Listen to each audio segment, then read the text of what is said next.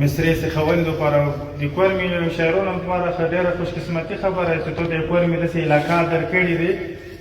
چې هر غره سره یې تو شعرونه جوړېدلی شي دا سړی چینې دا ګودري دا سپین غار دا څومره هم وګورئ نو زه نه یم چې د کور مې هر کلی د کور مې هر حسن د شاعرانو لپاره یې ښایسته ماحول ورکړی دی و دوی باندې کار کوي کلیوالو کمای مو کې دی کمای مونږ لهجو کې دی کمای مونږ ماحول کې دی پر سکون خلق نه لرو پر سکون لهجه نه لرو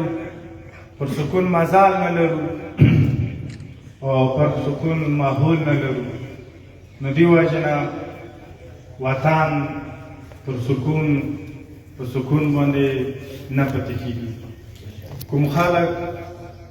پر سکونه لهجه ولري هغه لهجه ډېر وخته پرې ګڼېدلی شي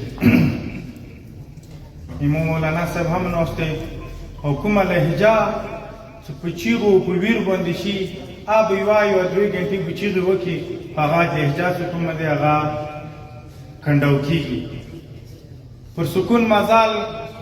دومره کار کوي که زه پر سکون روان شم زه په کیلومترو مزال کولی شو خو که په منډې شو کېدای شي د پړشینار بازار نه په منډې باندې ونظرجو شو زموږ مطلب دا دی ټولو کورمیوالو ته دا پته ولګېده ټول کورمیوال په دې باندې پوه شولو هر یو انجمن هر یو اهل فکر سړی هر یو مشر هر یو ځوان هر یوه طبقه هر یو تعلیم یافته او بې تعلیمه سړی په دې باندې اوس پوه دی دغه نه خپله که مونږ په دغې خبرې باندې ټیم ضایع کوو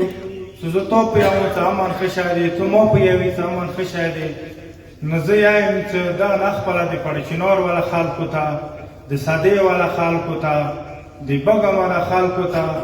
دغه نه خپله که په دغې خبرې باندې په یوالي کوشش کوو چې د کومو حالاتو مو وولو د کومو حالاتو مونږ ته زده کړه وکړه د کومو حالاتو چې مونږ ویران کړلو د کومو حالاتو چې مونږ کنډر کړلو د کومو حالاتو چې مونږ هر یو سړي ته مجبور کړلو د مونږ اواز مونږ مجبوري مونږ ستم مونږ ظلم مونږ فریاد دغه پاکستان پرېږده د دنیا یوه داسې ګناه نه دي پوتې چې هغه مو خبر نه دي کړي زه دغه نه یم دغه نه خپله مونږ ته پکار دی مونږ لهجې کې د ځان دپاره هم د بل دپاره هم احترام ولرو زه په خپل منبر باندې هم د ځان دپاره هم د بل دپاره هم د خپل مسلک دپاره هم د بل مسلک دپاره هم دغه سپیکر دغه خوله دا د مونږ وطن جوړوي هم او تاسو ته به پاتې دغه د مونږ وطن ننګ هم کړو دا او زه ډېر خوشحاله یم دې پرې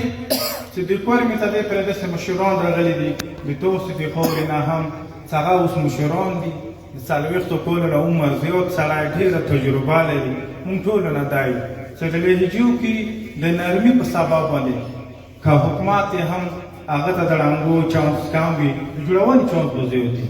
لهجې کې څه احترام راوړو لهجې کې څه روغه خبره د ځوان راغله بیا موبایل ته هم د ړنګونې ماحول نه میلاویږي بیا اهل فکر خلکو ته هم د ړنګونې ماحول نه میلاویږي بیا د مرچیو د بارودو ته هم د ړنګونې ماحول نه میلاویږي نو زه هم دا ډېره ښکلې موقع دی مونږ که څه ډېر وخت بعد دلته راوللو تاسو باور ولرو